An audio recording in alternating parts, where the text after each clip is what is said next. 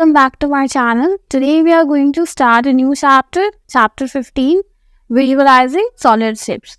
ठीक है, देखिए सॉलिड शेप्स आपको पता है वो शेप्स जिसके अंदर कुछ मास हो, कुछ वेट हो, ठीक है, वो सॉलिड शेप्स होते हैं और जिनको हम लोग उठा सकें. ठीक है, विजुअलाइजिंग मतलब किसी भी चीज को देखना, देख के इंटरप्रेट करना, कुछ अनुमान लगाना. ठीक है, उसको कहते हैं विजुअलाइजिंग. ठीक है, अब देखिए पहले आप 2D शेप्स पढ़ते थे. 2D शेप्स मतलब वो प्लेन शेप्स जिसको हम लोग पेपर के ऊपर बना देते थे. ठीक है, एक और चीज है कि इसको आप उठा नहीं सकते. ये स्क्वायर एक पेपर के ऊपर बना, पर ये उठ नहीं सकता है. ठीक है, लेकिन क्यूब, हम जब क्यूब की बात करते हैं तो हम क्यूब का, आप देखते हैं डाइस एक क्यूब का एग्जाम्पल है, उसे हम उठा सकते हैं. ठीक है, तो देखिए फर्क ये हो जाता है, 2D मतलब ये होता है 2 डायमेंशन और 3D मतलब होता है 3 डायमेंशन. 2D शेप्स जो होता है उसमें 2 डायमेंशन होता है, कोई भी 2 डायमेंशन होगा. ठीक है, जैसे कि स्क्वायर में लेंथ और ब्रेथ होते हैं, उसी तरह रेक्टेंगल में लेंथ और ब्रेथ होते हैं. सर्कल की बात कीजिए तो रेडियस, डायमीटर होते हैं और इसी तरीके से. ठीक है, इसमें आप देखिएगा कि 2 डायमेंशंस होते हैं, इसीलिए इसका नाम 2D शेप्स है. ठीक है, और ये प्लेन शेप्स होते हैं, यानी कि इसे आप एक प्लेन शीट पे ही बना सकते हैं. ठीक है, और 3D शेप्स यानी कि इसमें 3 डायमेंशन होते हैं और ये सॉलिड शेप्स होते हैं. सॉलिड शेप्स होते हैं यानी कि आप इसे उठा सकते हैं. ठीक है, फॉर एग्जांपल क्यूब, मैंने आपको एग्जांपल क्यूब का दिया, जैसे डाइस. ठीक है, जिससे हम लोग लूडो खेलते हैं. ठीक है, आप उसे पिक कर सकते हैं. क्यों पिक कर सकते हैं? इसमें 3 डायमेंशंस क्या हैं? आप सोचिए कि इसका कुछ लेंथ होगा, इसका कुछ लेंथ होगा, इसका कुछ ब्रेथ होगा और इसकी कुछ हाइट होगी. ठीक है, ये इसका हाइट है कि ये कितना ऊंचा है. ठीक है, तो इसमें 3 चीज होते हैं, लेंथ, ब्रेथ और हाइट.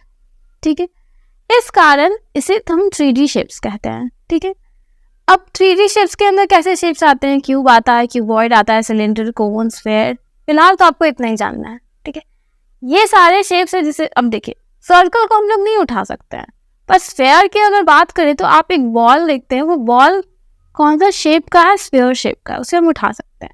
ठीक है, हम ट्रायंगल को नहीं उठा सकते हैं, पर अगर हम कोन की बात करें, ठीक है, एक आइसक्रीम का कोन या फिर आप एक बर्थडे हार्ट, ठीक है, तो वो क्या होता है? कोन की शेप का होता है, उसे हम उठा सकते हैं. क्यों? क्योंकि उसके अंदर 3 डायमेंशंस हैं. ठीक है, आगे देखते हैं. अब हम देखेंगे कि कितने फेसेस होते हैं, कितने एजेस होते हैं और कितने वर्टिसेस होते हैं किसी भी एक सॉलिड शेप में. ठीक है, फॉर एग्जांपल अभी हम सॉलिड शेप ले रहे हैं क्यूबॉइड. ठीक है, तो देखिए ध्यान आपको सिर्फ ये रखना है कि हम फेसेस किसे काउंट करते हैं, एजेस हम किसे काउंट करते हैं, यानी कि कहते किसे हैं. तो देखिए फॉर एग्जांपल एक क्यूबॉइड का एग्जांपल ही मैच बॉक्स है. ठीक है, आपको पता है कि फेस मतलब क्या होता है? किसी भी चीज का चेहरा. ठीक है, तो अगर हम इसके फेस की बात करें, इसका ये एक फेस है, इसके बैक वाला, ऑपोजिट वाला, ठीक है, ये इसका दूसरा फेस है. ये 2 फेस हो गए. ठीक है, फिर देखिए ये यहाँ जहाँ स्पाइस लगा हुआ है, ये इसका तीसरा फेस है. ठीक है, और इधर भी लगा हुआ है स्पाइस, इधर भी लगा हुआ है, ये इसका चौथा फेस हो गया. ठीक है, फिर यहाँ देखिए जो व्हाइट पार्ट है, ये इसका 5वां फेस हो गया. इसके ऑपोजिट एक और व्हाइट फेस है, ये इसका 6ठा फेस हो गया. ठीक है, तो देखिए यानी कि टोटल 6 फेस होते हैं क्यूबॉइड में. अब क्यूबॉइड में 6 फेस होते हैं तो क्यूब में भी 6 ही फेस होंगे. आपको पता है वो दोनों एक ही जैसे दिखते हैं, बस फर्क इतना होता है कि इसमें लेंथ और ब्रेथ अलग होता है, उसमें सारे साइड्स इक्वल होते हैं. ठीक है, अब देखिए फेस आप समझ गए. एज मतलब क्या होता है? एज मतलब आप समझिए ये एक फेस है, ये दूसरा फेस है, ये एक फेस है और ये इसका दूसरा फेस. ये दोनों फेस जिस पॉइंट पे जुड़े हुए हैं, जिस लाइन से जुड़े हुए हैं, वही एज कहलाता है. ठीक है, ये एक फेस है, ये दूसरा फेस है, ये वाला फ्रंट वाला फेस और ये स्पाइस वाला फेस, ये दोनों इस एज से जुड़ा हुआ है, तो ये एक एज है. ठीक है, तो देखिए टोटल इसमें कितने एज होते हैं? 1 एज, 2 एज, 3, 4, इधर 4 है. ठीक है, तो इसी तरीके से इधर भी आप काउंट कीजिएगा तो 1, 2, 3, 4, 8 एज हो गया. इधर देखिएगा 9, 10 और इधर 11, 12, ठीक है। टोटल 12 एजेस हैं, यानी कि एक क्यूबॉइड में 12 एजेस होते हैं, ठीक है। वर्टिसेस क्या होता है, आप समझ लीजिए कोई भी जो पॉइंटेड इसका पार्ट है, इसका जितना भी पॉइंटेड पार्ट है उसे ही हम वर्टेक्स कहते हैं, और वर्टेक्स का प्लूरल बहुत सारे वर्टेक्स है तो वर्टिसेस हम इसे कहते हैं।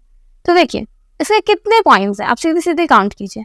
अगर इस साइड से काउंट कीजिएगा तो एक यहाँ है, 2, 3, 4। इसी तरीके से इस साइड से काउंट कीजिएगा तो 5, 6, 7, 8, यानी कि टोटल इसमें 8 कोनिकल पॉइंट्स हैं, ठीक है। तो इसके 8 वर्टेक्स हो गए, यानी कि 8 टोटल वर्टिसेस हो गए, ठीक है। सेम हम इसी तरीके से क्यूब का भी लिखेंगे। क्यूब के भी 6 फेस होते हैं, 12 एजेस होते हैं और 8 वर्टिसेस होते हैं। ये आप याद कर लीजिएगा कि कितने फेसेस होते हैं, कितने एजेस होते हैं और कितने वर्टिसेस होते हैं, ठीक है। अब हम नेक्स्ट टॉपिक देखते हैं जो कि इंपॉर्टेंट टॉपिक है। यही टॉपिक से ऑलमोस्ट सारे क्वेश्चंस हैं, ठीक है। तो देखिए अब हम लोग पढ़ेंगे नेट्स। नेट्स क्या होते हैं? A net is a sort of skeleton outline in 2D which when folded results in a 3D shape, ठीक है।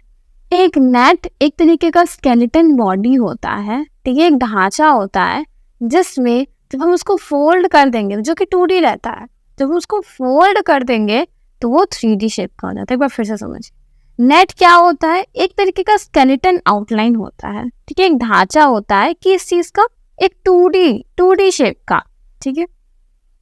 और जब उसको हम फोल्ड करते हैं तो वो एक 3D शेप बन जाता है।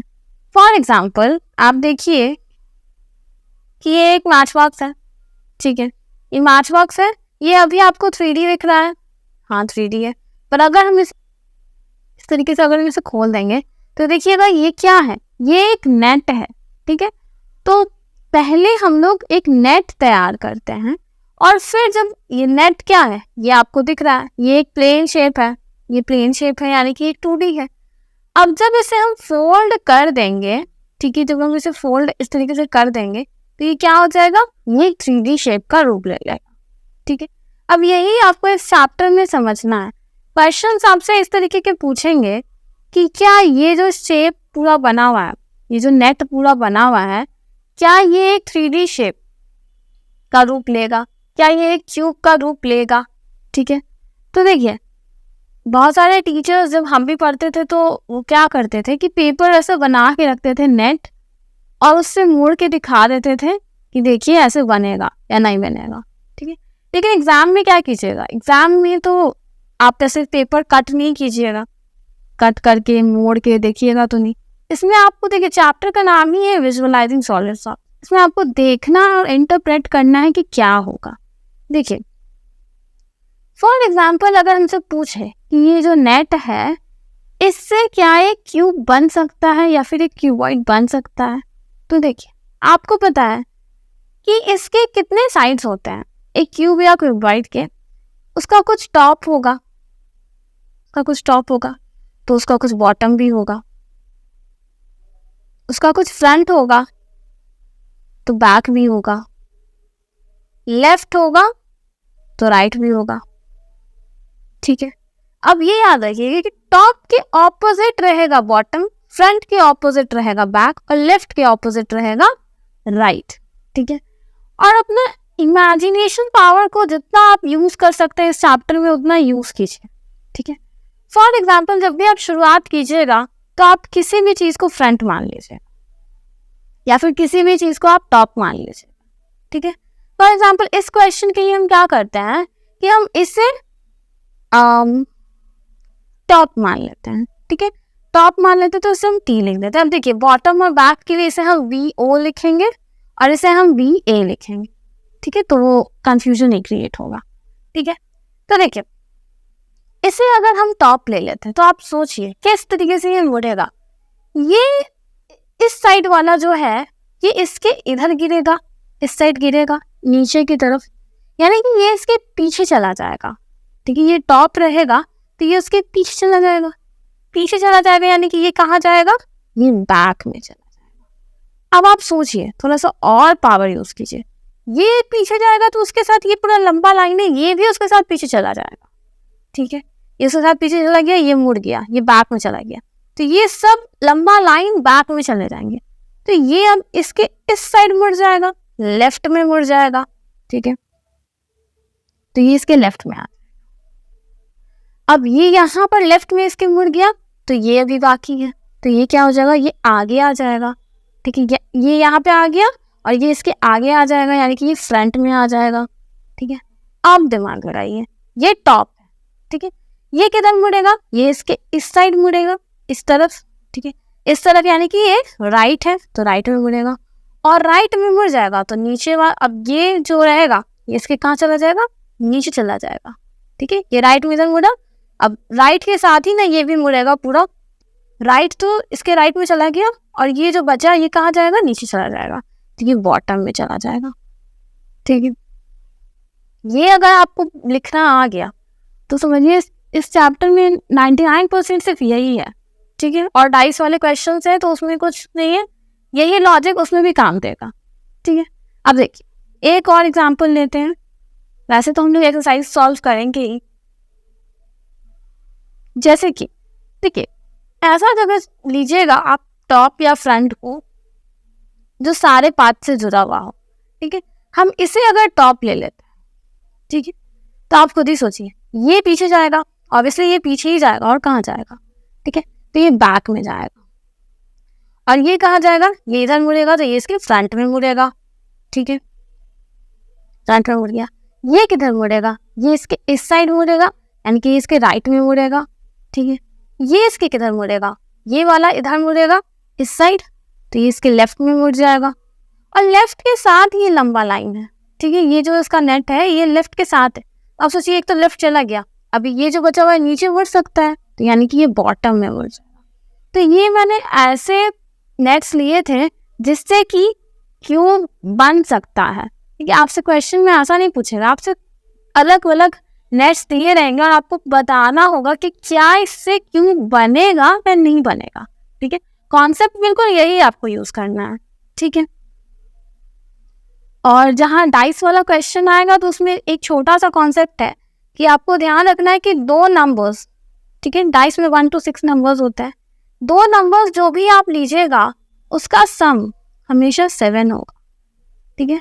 यानी कि ऑपोजिट, जो भी ऑपोजिट रहेंगे उसका सम 7 होगा। जैसे कि कैसे नंबर्स रहेंगे, 1 के ऑपोजिट रहेगा 6, क्यों, क्योंकि 1 और 6 जुड़ेगा तो 7 होगा, ठीक है।